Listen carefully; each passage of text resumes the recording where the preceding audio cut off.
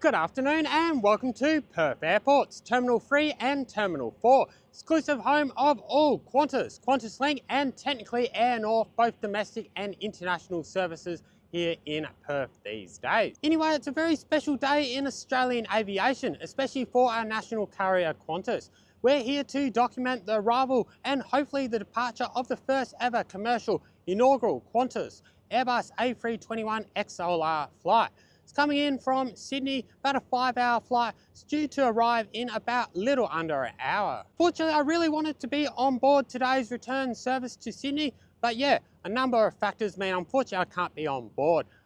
Fortunately, it's absurdly expensive to be on board this return flight and also doesn't really meet my schedule, unfortunately. But luckily, the good news is I can still come to the airport and hopefully capture a lot of the festivities and its arrival and departure. In case you're wondering what all the big deal about the Qantas Airbus A321 XLR is, it really is a huge deal for Qantas. It is essentially the replacement program for the Boeing 737. What is really quite phenomenal about the Airbus A321 XLR product is its unbelievable range of about 8,700 kilometres with a theoretical maximum flight time of about 11 hours. They're also bigger than the 737, about 20 seats bigger at about 200 seats or so. They also fly about 3,000 kilometres longer range as well, also a lot more fuel efficient. So yeah, I'm not really a huge fan of the narrow body trend for longer haul flying, but yeah, that seems to be the way of the future, especially for economics of airline operations. So the Airbus A321 XLR really is going to be able to fly anywhere in Australia domestically and going to open a whole new route network for international flights where wide bodies won't be so economically feasible. So with this Airbus A321 XLR, what is really cool is that it's pretty well going to be able to fly anywhere in Asia from Perth. So that could be India, it could be Sri Lanka, it could be Japan, South Korea, Vietnam, China. All those routes will be easily able to be achieved on the XLR from Perth. So hopefully some really cool new flight routes coming up in future months and years. So yeah, we've only got about 40 minutes to our arrival now, so let's quickly head over to the terminal and enjoy the festivities. Let's do this. Anyways, we head over to Perth Airport's Terminal 3 and Terminal 4, the old domestic side of the airport, which these days is the exclusive home of all Qantas, QantasLink and technically also Air North, both domestic and international services here in Perth. Let me just take the time to go over the statistics for Perth Airport. Well, if you're here just to see the arrival of the Airbus A321 XLR from Sydney, feel free to jump ahead. Timestamps will be located in the description below. But going back to the latest 2024-2025 statistics, really was a bumper year for Perth Airport. Pretty much record growth here, record passenger numbers. Over 17,481,000 passengers passed through Perth Airport's 4 main passenger terminals, of which the largest segment here was, surprisingly, or perhaps not so surprisingly if you're familiar with Perth's aviation scene, it was actually regional interstate travellers, totaling over 6.24 million passengers. Next up we had interstate passengers mounting to around 6.1 million. Then lastly we had international passenger traffic at about 5.1 million. As I alluded to before, Terminal 3 and Terminal 4 is pretty much the exclusive home of all Qantas and QantasLink services these days. Generally speaking, most services depart from Terminal 4, including today's flight to and from Sydney. Whilst Terminal 3 provides overflow capacity, usually for more regional flights, Terminal 3 also holds its special little own international terminal to service Qantas's ever-expanding international presence here in Perth, which includes its flagship routes to London, Paris and its seasonal service to Rome. It also has daily international flights to Singapore, and soon it will also have a reintroduced flight to Johannesburg, South Africa and also Auckland, New Zealand. And here's a fun fact for you, Qantas soon won't exclusively be just flying out of Terminal 3 and Terminal 4 here in Perth. Recently, QantasLink has won the federal government contract to provide passenger and cargo services to the remote external Australian territories of Christmas and Cocos Keeling Islands. These Qantas services to Australia's external Indian Ocean territories will start in November, immediately after Virgin Australia lose their contract on the route. And they will actually continue to operate out of Perth's Terminal 1, the home of all other international flights here in Perth. With this flight, while technically actually not an international flight because it doesn't leave Australian jurisdiction, for all intents and purposes it has to depart from an international terminal, as do flights to all Australia's other external territories. This is due to different customs regulations. Anyway, as we step over into Terminal 4 this afternoon, really not sure what to expect will happen for the arrival of our inaugural Airbus A321 XLR flight over from Sydney. Really hoping there's going to be lots of festivities, speeches and celebrations. But yeah, you just never know with inaugural flights. Sometimes they're a big deal, sometimes they're not. Just a little bit worried because they did have that media flight early in the morning that not much will happen. I'm here just to document what I see. It may be a big occasion, may not be such a big occasion. Certainly doesn't look like much happening at check-in, certainly nothing to mark the occasion. Anyway, I was then through security, which was absolute breeze this afternoon. Only took a few moments, travelling a lot lighter than usual because I'm just here to document the occasion, not actually getting on board a plane today. Anyway, it's about half an hour or so until an inbound aircraft arrives from Sydney, so I'll keep the commentary pretty brief from here on in. So until it does arrive, what better time now just to enjoy some of the plane spotting that I got to enjoy prior to our aircraft arriving.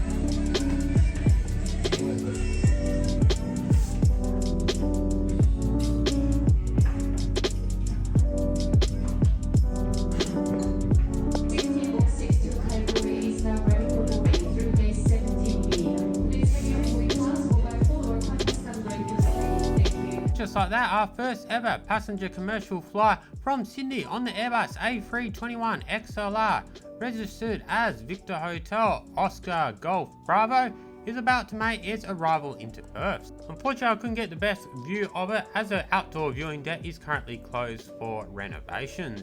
But yeah, enjoy the best views that I did get, and then we'll see it over at gate 14.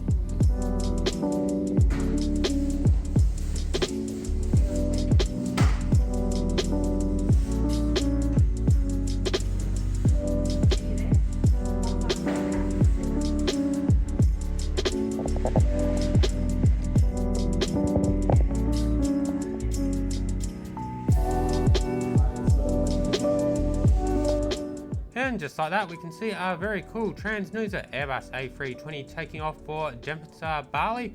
For our A321 XLR was arriving and departing from gate 12. Might have read the board wrong, or maybe it was actually a last minute gate change. So pretty annoyed at myself at this point. But nonetheless, here is our beautiful Airbus A321 XLR, the second ever of the two aircraft that have so far been delivered to Qantas Victor Hotel Oscar Golf Bravo.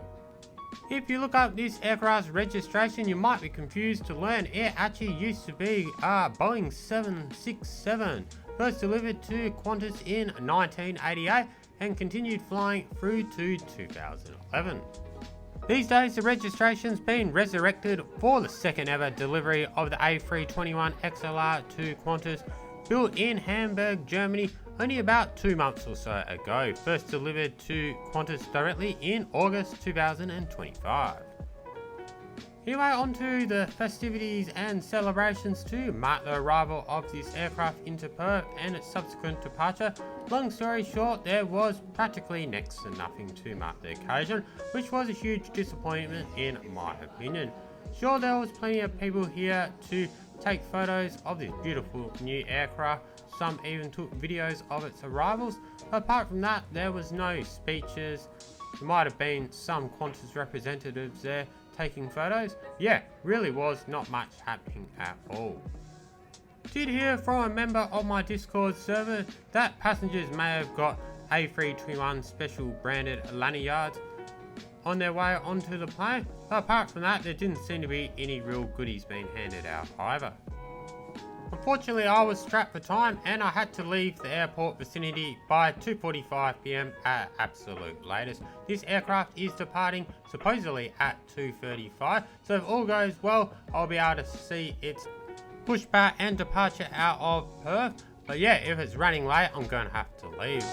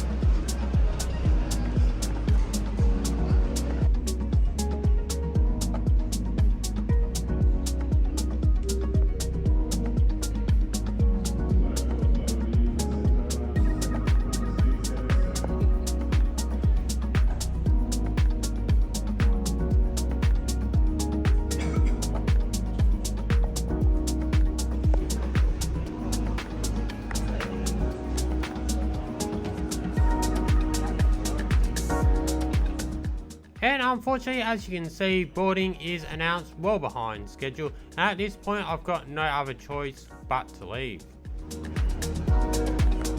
So there you have it folks, really looks like just another flight. Even looks like half the passengers probably not even aware they're going to be flying on a brand new aircraft this afternoon. And I guess in some ways you could argue that ultimately this is just another flight at the end of the day. It's transporting passengers from Perth to Sydney, and that very much is true. But that being said, overall pretty disappointing experience today. And especially if you're a paying customer paying very good money on this very expensive flight to Sydney today, you'd rightly be disappointed, particularly if you're here as an aviation enthusiast. Actually also know several people that are actually on these inaugural flights today, particularly the one from Sydney to Melbourne. Also several other people that went to Melbourne airport to see its arrival as well, just like I did in Perth, and the general consensus was disappointment all round. I think the problem was Qantas made a big deal of really heavily promoting these 4 launch day flights. Sydney to Perth, Perth back to Sydney, then Sydney down to Melbourne, and then the return up to Sydney. But I guess technically the only real true inaugural first ever public commercial flight was the inbound flight that we saw to Perth. All the flights after that weren't technically inaugurals.